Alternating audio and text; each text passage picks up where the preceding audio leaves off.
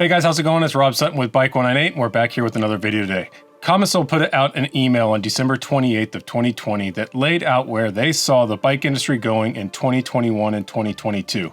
I have to imagine it wasn't a really easy email for them to write because they're basically telling their customers that their bikes are going to be late and that prices are coming up.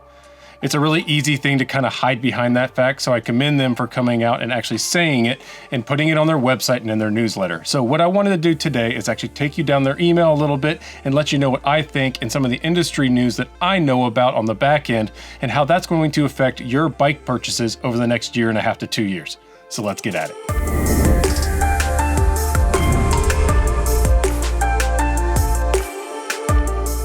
So in the beginning of the year in 2020, we really didn't know where this whole COVID pandemic thing was going to go.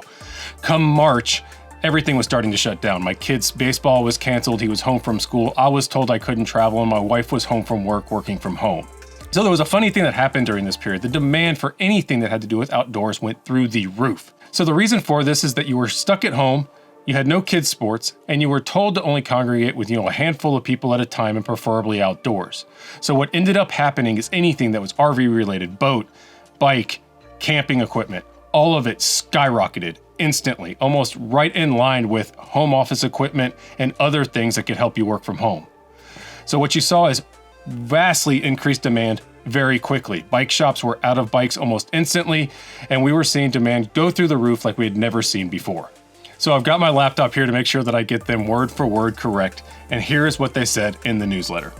As you know, the bike industry has generally been among the lucky ones to benefit from this situation. Demand has exploded, people have realized the value of cycling and the joys of mountain biking in the great outdoors, and this is obviously a very good news for our planet, but on the other hand, with this rapidly growing demand, several factors are now slowing momentum. So much like the toilet paper shortage of 2020, we had a bike shortage. There was no inventory out there whatsoever, and the used market was starting to go up. So when you have an increase like we did in March, April, and May in demand, it is normal to see a short-term supply-side shortage as we try to get the supply chains back up and running to offset that increased demand. That would be completely normal under any situation. However, in March of 2020, everyone was worried the economy was going to crash with the COVID pandemic as people were working from home. So the surprising part, that wasn't the complete story of what happened. Now, if you work in the service industry, I really feel for you. It has been a terrible year as restaurants and other businesses have been shut down, and it is really hard to work if the place you work is not open.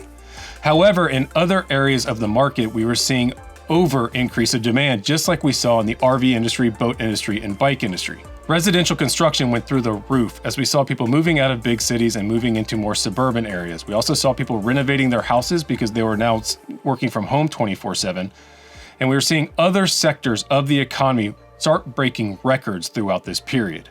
So what started happening with these raw material suppliers like steel, aluminum, wood, and other products, domestic and globally, is they drastically decreased production in March and April in anticipation of the market slowing down.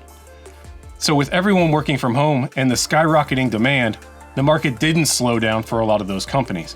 They were seeing increased demand in a time where supply was being brought down. So while you saw a supply side shortage because of the increased demand, we also had a shortage because of the uncertainty of the economy at the time. So the bottom line, the supply side was plummeting. They were worried about the COVID economy. They were also having to shut down plants here and there because of COVID outbreaks. And while that was going on, demand was continuing to fly through the roof. So what ended up happening, as Komisol pointed out in their email, is lead times they used to see at 3 months were now going from 9 to 12 months or longer. To make matters worse, it was harder to transport goods from Taiwan to the US or even domestically, period. So lead times even in transit started to increase as well. I'm hearing from bike shops now that if they make orders, they're for 2022, not 2021, because they can't get the necessary components in to actually complete bikes. So let's go ahead and talk about pricing, where we see that's going in 2021 and 2022, and where I've already see raw material go in 2020. So when supply and demand are screaming away from each other like they are with low supply and high demand, you're going to see increased pricing regardless. That is just the way the graph works. That's what we're used to on the economy side. However, what we're seeing right now is increased pricing on steel, aluminum, and other commodities like we've never seen before. It is a sharp increase at a rate that is breaking records. So let me go ahead and explain when a company like Shimano, Fox, or SRAM actually orders raw material components, how that is actually ordered. One, it's either done on mill contract. This could be done in 30, 60, 90 year increments where they agree on a set price for a set term. Most of those are renegotiated at the end of the year or quarterly. So we came to the end of this year, their price would have changed to what is going to be expected for 2021. Now, if you are on a mill contract that is going to be over an extended period of time, there's a little bit of safety built in for the mill to guarantee that price throughout the year. It's great for the mill. They get a little bit extra based off a forecast, and it's great for the vendor because they're able to contract that price for the entire year and know their cost and be able to price accordingly.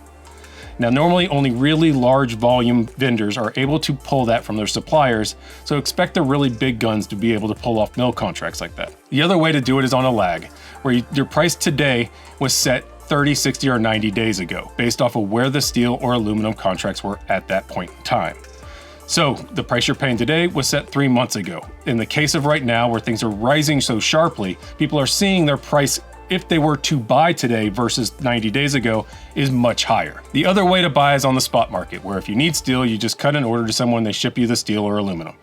The spot market is completely dried up at this point, and it is hard to find tons even if you are on the supply side with a contract. So the spot market is unbelievably high if you could find it at all. So to add to that problem, we have a capacity issue because the parts were shut down in the industry, both domestic and foreign, at the beginning of the year. They're trying to get those ramped back up and increase capacity, but it's really kind of fallen behind the 8 ball at this point, so lead times are getting pushed out even on orders that you had already placed. So if you ordered, a coil of steel and it was a 60-day lead time, it's getting delivered now at 75, 90 days. So what does that mean for you as far as pricing goes? Any of the bikes that were purchased in 2020 were on the old pricing structure. Those were built, bought, and contracted before the pandemic really ramped up commodity prices. So what you're going to see going forward is a lot higher pricing because there is a delay when it comes to retail and where prices are now as far as commodity goes. They still have to produce components, they have to produce bikes, so they have to buy steel, aluminum, carbon, and other components. All of that doesn't even get into the exchange rate portion of this, which Comical goes into in their email. Final point exchange rates. The currencies of our main countries, United States, Canada, Europe, Australia, have fallen sharply against the Taiwanese dollar. The cost price of our bikes has therefore increased sharply in just a few months. So when it comes to pricing, when it comes to bikes, components, rubber, other aspects, it's getting hit twice on a price increase. It's commodity and exchange rate. So expect to see pricing in the next 12 months take a sharp increase. So what can you expect in 2021 and 2022 as a guy who just wants to buy a bike? You're going to see price increases. It's inevitable. They're going to have to. I mean, commodity prices at this point in time are 30, 40% higher than they were this time last year. It's also continuing to rise and it's on a lag. So mid 2021, late 2021, you're going to see price increases most definitely. We're probably going to see those roll into 2022 pretty easily. The other thing that we saw was a flood of bikes bought in the market. Now, there's this thing I saw with all the boat guys, and I'm seeing with the mountain bikes as well, is that we're going to see these COVID bikes. It's the people that bought bikes at the beginning of COVID and now no longer want them. So there was going to be a flood to the used market that was going to tank the used market pricing. Here's the problem. There's no new market. There's no inventory out there. I'm hearing from bike shop owners that they're having to buy up used inventory just to have something to sell. So what's ended up happening is the used market has got inflated, so used market pricing for bikes is actually higher than it's ever been. And I do not see that changing any time within the next 12 months. We are also going to continue to see bike shops struggle, and that's really a sad fact. Demand is through the roof, but if you don't have product, you can't sell it. I'm hearing from a lot of bike shop owners that they would love to just have a full room of inventory right now because they could clear it in weeks. But the problem is they're empty. And there's no sign currently that they're going to get refilled anytime soon. So it's a sad state for the bike industry when you have this many people who want to buy and ride bikes. There just aren't any bikes out there. I had a record number of my son's friends' dads calling me, asking me for bike recommendations for their sons. It's awesome. I'm seeing more kids out riding in the neighborhood than I never have when it's been really hard to get them outside to ride bikes. It's a great problem to have, but it's still a problem. There's no inventory out there. So what I would always tell them is, here's what I recommend for your son, but good luck finding one. So what we're hoping to see on the raw material side of the supply chain is that eventually in the summer and fall of 2021, things will start to normalize. You cannot hold sharp increases in price like this. It has to come back down at some point in time. There will be a lag when it comes to the bike industry because they have to flush out the inventory they've already bought and sold, and then they have to build new inventory on the lower prices. So I would not expect anything to change for 2021. It is going to roll into 2022, and you are still going to have inventory issues and high prices rolling into early that year. And hopefully by the end of 2022, mid 2022, we are back to normal when it comes to pricing and supply. Now, the backside of this is I do see more people riding bikes than I ever have before. It has brought more people to the sport than it ever has, so there is a bright side to it, but we're not out of the dark yet. So I want to hear from you guys. Hit up the comment section down below. Let me know what you're hearing from your bike shop, your industry, your supply chains. I want to know what you're hearing out there and if it differs from anything that I'm hearing. If you like this video, please give it a thumbs up. Please consider subscribing to Bike 198 for more reviews and content like this in the future. And until then, on to the next one. Cheers, guys.